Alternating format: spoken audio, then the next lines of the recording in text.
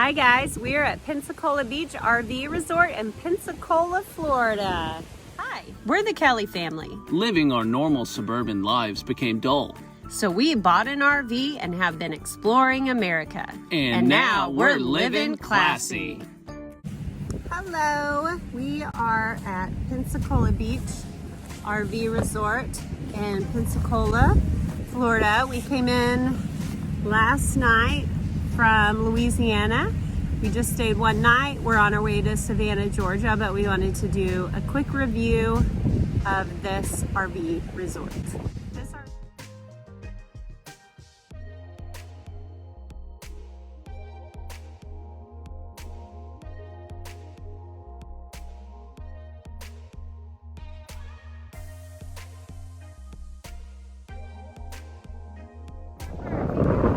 We've made it to Pensacola, Florida.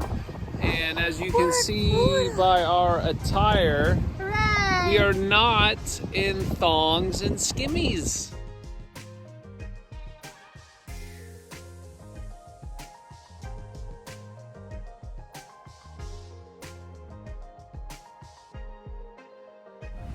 We are on the tail end of Winter Storm Landon, so it is February, but really, really cold, but at least the sun's out. So, the facilities at the park, they've got kind of all your basic facilities. They're all kind of located in the central clubhouse. There's laundry.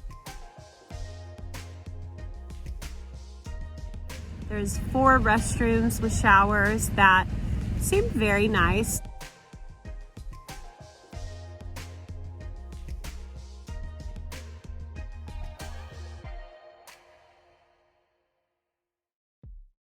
They have ice for purchase that you can get. They have a tiki shop where you can purchase basic necessities and stuff like that. The amenities here were pretty good, actually. They've got 2 little playgrounds. One's located in the middle of the park.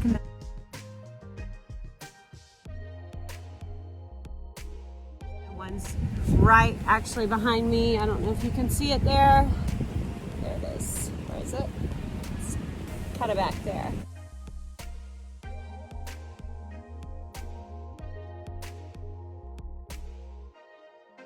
They're kind of more geared towards little kids, so our kids weren't really impressed with them, but it's nice that they have those. They've got a pool in the middle of the park. It's not very big, but they do heat it to about 85 degrees.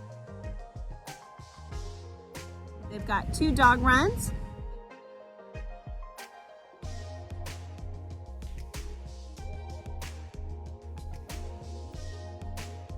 A little clubhouse area that overlooks the water.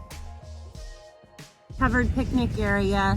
Looked like they were using that for motorcycle and golf cart storage because a storm had just rolled in. And they have a tiki room, which I'm assuming you would rent for private events.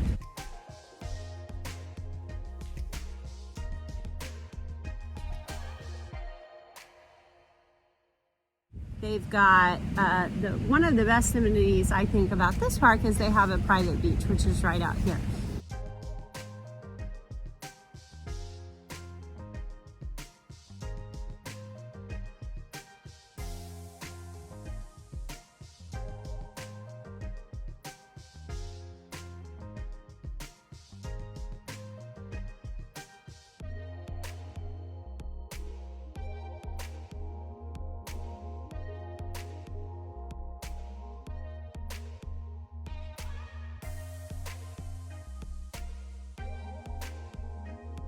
So because it is a private beach, you can take your dogs out here. I guess in Pensacola, dogs aren't allowed on beaches unless it specifically says. So the fact that you can take your dog out as long as you clean up after them is a real plus. Also on the private beach, they've got a tiki hut. They've got wooden lawn chairs that are first come, first serve.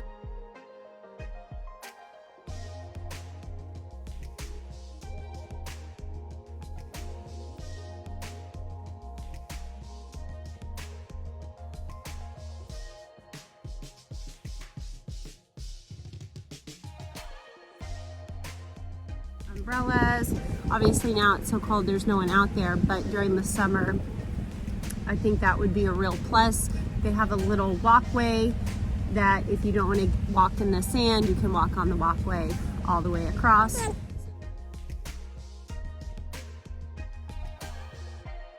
Since we're at a premium site, you literally can just hop over, but they have little parts where you can get on the beach. That way it prevents people from walking through your site. Also on the private beach, they have water access with stairs going into the water.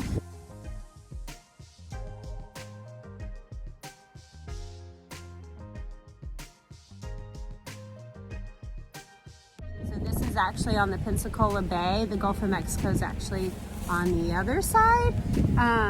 So it's not like a beach going right into the ocean. You have a bunch of rocks and stuff, but still they do have a few spots with water access. You can also see in the back here, there's this long dock that goes all the way out. I would assume maybe you could fish off of it. I'm not really sure about that. And then it's got railing, and then the railing kind of stops. Another cool amenity that they have here is they have a crosswalk across Via de Luna Drive that'll take you to the Gulf of Mexico to go to the ocean side. Okay, so the RV site itself, so we're in site 14, which is a premium site.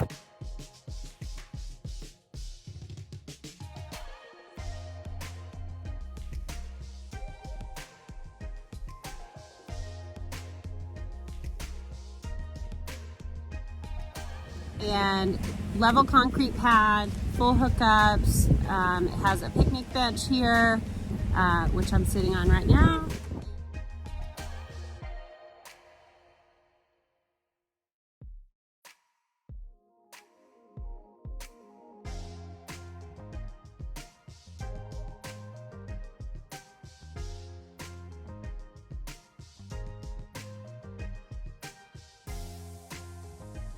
And it's got a cable hookup, which I love. I love doing RV cable. I love it. It's like so nostalgic.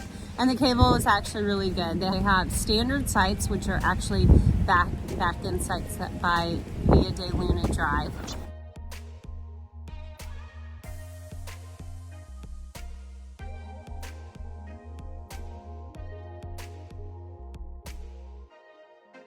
And then the deluxe sites are the ones actually on the inside of the park, and those were all back ends as well.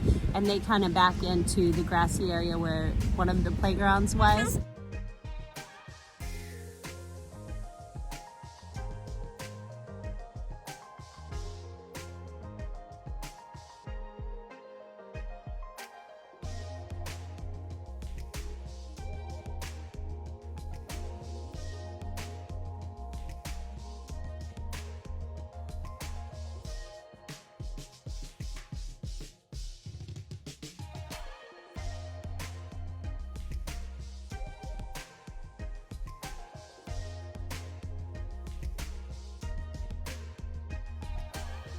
And then these, the one we're in, is a premium site. So half of them are pull-ins. So those are for like your motorhomes and stuff. And then the other half are back ends.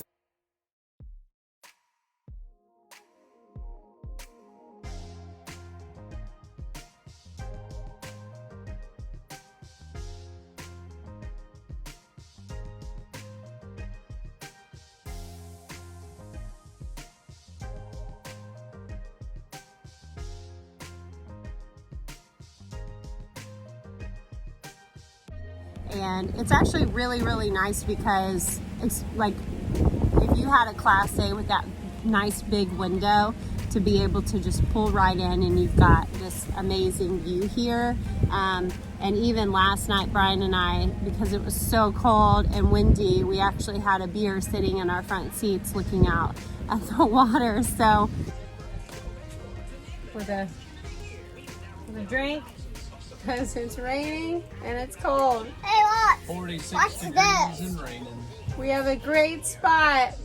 You can see the water. We're right on the beach. Now watch it! Can't even use it. Now watch it. I think definitely premium is the way to go. Okay, the atmosphere. So right now, since it is so cold out, we haven't really, you know, gotten to experience the whole beach vibe where you're hanging out at the beach and got a drink and people are hanging out chatting. But the workers here and stuff, they've seemed very friendly, and the people who we have interacted with a little bit have been super friendly. So I would assume it's a lot like Texas, where people just go out of their way to be nice.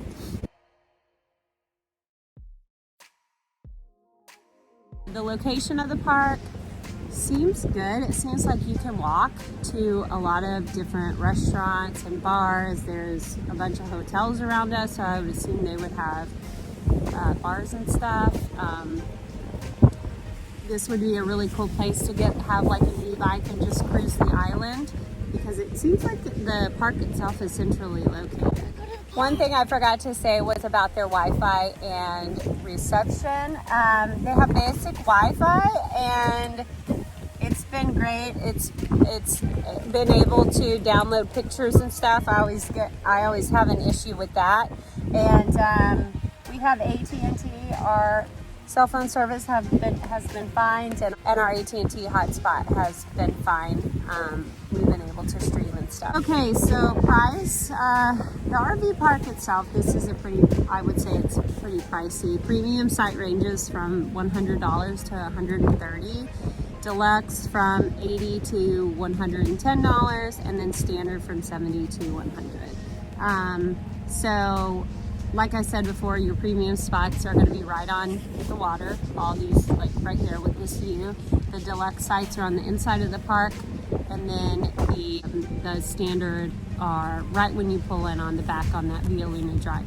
The park is not big, right? It's only 72 spots, so even if you did just do a standard, it's just like a 1-minute walk to come to this beach.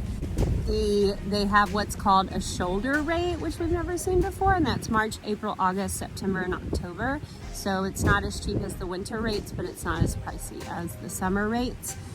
And the holiday weekends are, you know, like any park, 3-night minimum, but they can range from $110 to $200. And one thing I think is pretty steep is the $40 cancellation fee. So even if you book here, or even if you cancel before 3 days of arriving, it's still a $40 cancellation fee. They do, however, let you do a date change one time, which is what I would do if I had to cancel, because $40, I mean, it's almost half of what you're gonna pay to stay here. So would we stay here again? I definitely think we would. Right now it's at the beginning of February, and I had asked about coming in at the end of July for my birthday, and the lady at the front desk said these spots book up a year in advance. But we would definitely stay here again during the summer for a few nights. It would be nice to be able to actually enjoy the beach and the sun. It has been a really nice stop. We're gonna go down to the little dock area and take our Polaroid picture for the wall. I think Brian's going to wear a bathing suit. It's about 40 degrees. So yeah, we're headed to Jacksonville, Florida next. Oh, there he is. I was just saying.